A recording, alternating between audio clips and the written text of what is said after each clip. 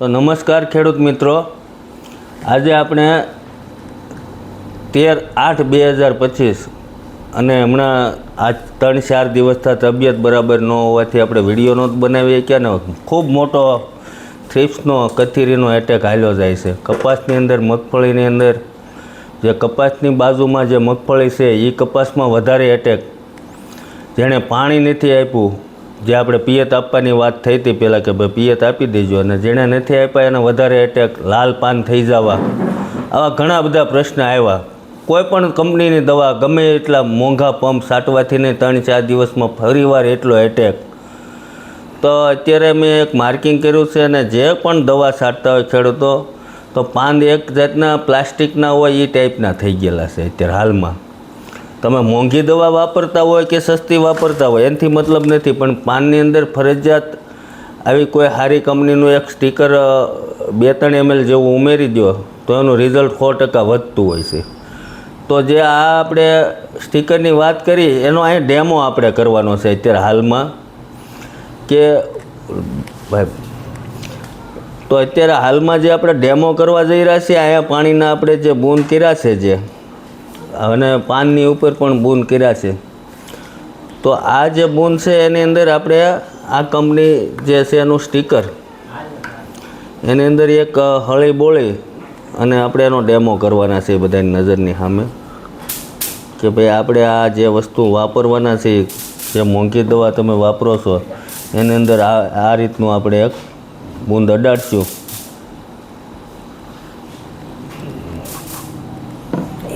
હા,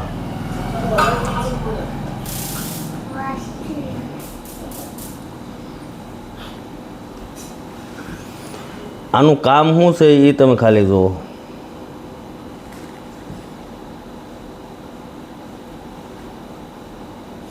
જે આખા પાનની અંદર દવા પસરી જાય અને હોહરવી નીકળી જાય દવા, તો હેઠે જે થ્રિપ્સનો અત્યારે હેવી એટેક છે, તો એ થ્રિપ્સનો હેવી એટેક હોય કે ગળો હોય, કોઈ પણ જાતના સૂસ્યા હોય, તો સૂસ્યા પ્રકારની જીવાત પાનની નીચે બેઠેલી હોય, અને જો આવી દવા 2-3 ml એટલે 5 થી 10 રૂપિયાના ખર્ચામાં જે આપણે મોંઘો પંપ કરતા હોય એનો જો 2-3 mlનો ડોઝ ઓછો કરવાથી અને આવી દવા જો આપણે અંદર એડ કરીશું તો અત્યારે વધારેમાં વધારે પરિણામ મળે એક એવું છે. હાલની અત્યારે તમારે અમે લાઈવ અમે ડેમો કરી રહ્યા છીએ કે આપણે આ એક પાનની અંદર આ એક હળી બોળીને અડાડ્યું છે, આની અંદર આપણે નાખ્યું નથી.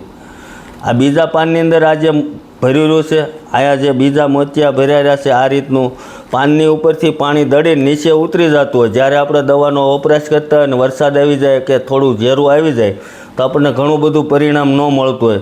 આ હળી આપણે એક જ વાર આની અંદર બોળી છે, આ હળી છે એ આપણે બોળેલી નથી. આ ધારો કે આની અંદર અડાડશું તો કાંઈ ફરક પડવાનો નથી, પણ આ આપણે બોળેલી હળી છે, તો આને આપણે અડાડશું તો આ રીતનું પાણી હાલતું થાય છે. જેનું મુખ્ય કારણ આપણે બીજી વાર આની અંદર નથી બોળી, ખાલી આ એક જ વાર અડાડેલી છે, તો આટલી ખાલી નાખવાની. આપણે આને 3 ml પંપની અંદર નાખશું એટલે 5 થી 7 રૂપિયાનો ખર્ચો વધશે. પણ જે તમે મોંઘી દવા વાપરો છો, 50-60 રૂપિયાનો 100 રૂપિયાનો પંપ કરતા હો, તો એની અંદર જો આ એ દવા થોડીક 1-2 ml ઓછી કરીને આ 2-3 ml ઉમેરવામાં આવે તો આનું સારામાં સારું પરિણામ અત્યારે મળી શકે એવું છે. હાલની પરિસ્થિતિ પ્રમાણે અત્યારે આપણે હજી આ તમારી નજર સામે આ જે હળી આપણે આની અંદર તો બોળી જ નથી, આ રીતનું કામ છે આનું. આને આપણે બોળેલી નથી, દવા વગરની છે આ, પણ આ દવાવાળી જો આની અંદર જાય તો આ રીતનું રિઝલ્ટ મળતું હોય. જે ખેડૂત મિત્રોએ પોતાની વાડીએ જઈને પોતાના પંપની અંદર એક પંપમાં વાપરવાનું નથી, બીજા પંપથી જ્યારે વાપરે ત્યારે આ રીતનું 2 થી 3 ml જો આ એપ્સિલોન વાપરવામાં આવે તો કોઈ પણ હલકી દવા છે તો એ સારું રિઝલ્ટ ઓછા ખર્ચે મળશે. આભાર.